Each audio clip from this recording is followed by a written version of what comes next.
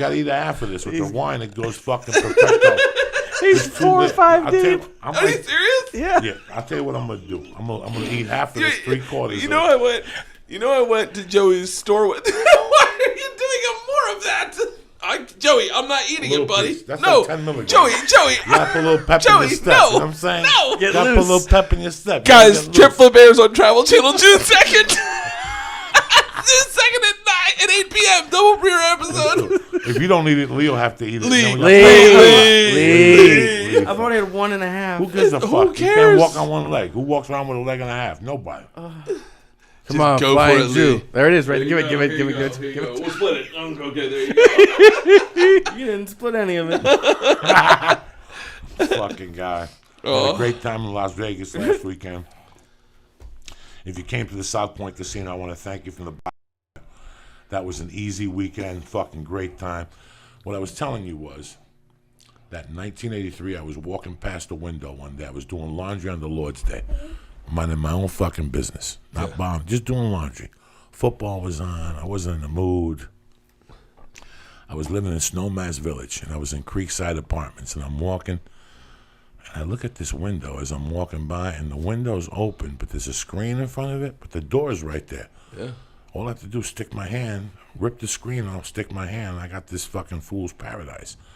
I knew the guy. I saw him early up at the fucking bar up at the Mexican place, and I knew there was some type of drugs in his house. Yeah. So I stuck my hand in there, went in. I got a chunk of hash. I got some jewelry. I got like $1,500 in a rubber band, and I got a couple grams of blow. Loose blow, a gram here, an 8-ball here. Miscellaneous blow. Miscellaneous blow, and I put it together. And I ran out and I went home and I buried the $15,000. Yeah. And I took the jewelry and I put it in one of those safes. My buddy was a property manager those days for some property management company, and I went to condos that were under construction, and I would put all the stolen loot in the safes, and we'd have the combination. That's the only way I got away with all that shit. Yeah. So if they came to my house, there was nothing in my house. The blow I kept, that was going down, and the hash, I had a little spot under the closet where I had ripped up the carpet, and with a knife, I picked up the wood. It was like my little... I always, since I was a kid, I was always one of those creepy dudes that wanted to be James Bond. Yeah. I loved picking hiding up spots and floorboards. shit. Yeah. I love picking up floorboards and digging it out. I love all that crazy shit. To me, that was the easiest heist of my life. December 18th, 1983. I remember I called my buddy to say, hey, I'm sending you a package tomorrow. Look out for a chunk of hash and some jewelry. Move the jewelry and we'll split it 50-50. It was like a ton of jewelry. Yeah. And he goes, it's my birthday. I go, okay. And I made a mental note. So now every year, December 18th, I call him on his birthday because of that robbery. My point is, Vegas was easier than that. Wait. That's how much of a good time I had in Vegas. What? Did you say you buried the... Did you bury it in the ground? You buried money? No, there was a closet that people in the building could put their skis and shit.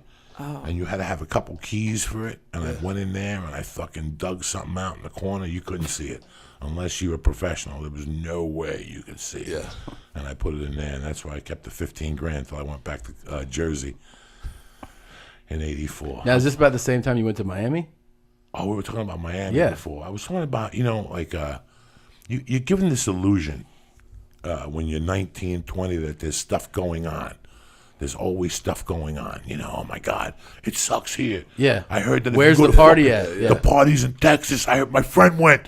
He said that he made out with 8 chicks and he got 6 blowjobs and chicks were topless and your head almost explodes. And that's a fucking bullshit story. That's But in your mind, then you see the Budweiser commercials and they're partying and it wasn't as crazy.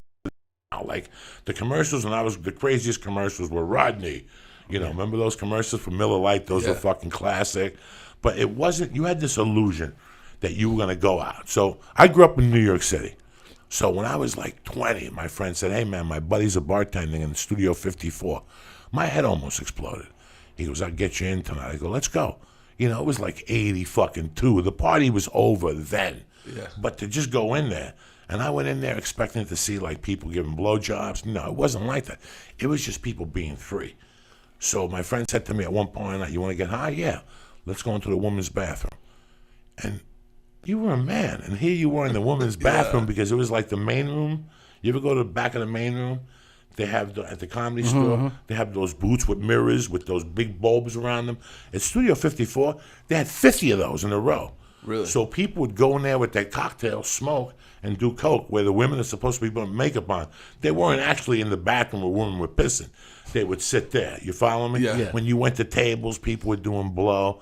But I went there like 3 times, and I thought that was it. That was the perfect fucking club. Even though I didn't get my dick sucked, even though nobody talked to me, I didn't get one woman to talk to me, I didn't dance with anybody.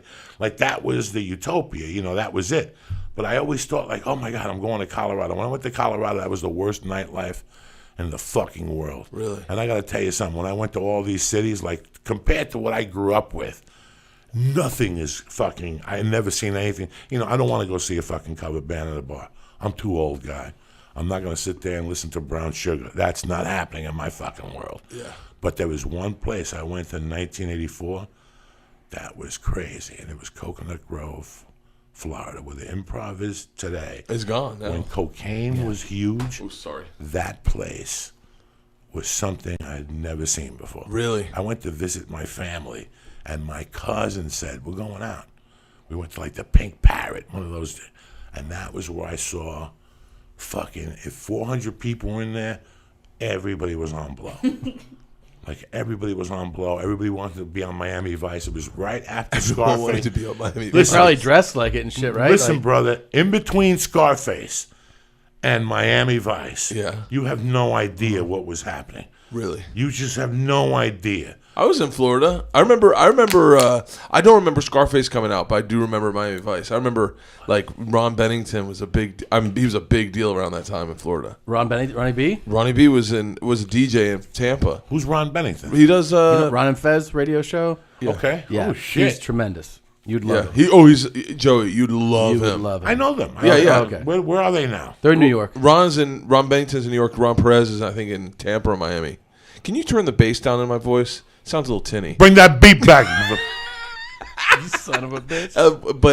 But yeah, Ronnie B, like those big cigarette boats and Yeah. cut off shirts like Hulk Hogan used to wear. Florida's maniacs, dude. It's a crazy yeah. state. It's really crazy. It's a really crazy state, and it's one of the, like, it's like Nevada in the sense that, like, if you fuck off, if want to be like fuck off society, I'm kind of like, I do shit on the, I bend a lot of rules. I'm kind of a fucking asshole. Like, it's a great state to thrive in, you know? Yeah. Like, there's so many, the most scumbags I've ever met in my life was living in Florida. Really? Yeah, for sure. So many fucking scumbags. A lot of racists. A lot of racists. We're going in like fucking Marines. You understand me? Welcome to church, motherfucker.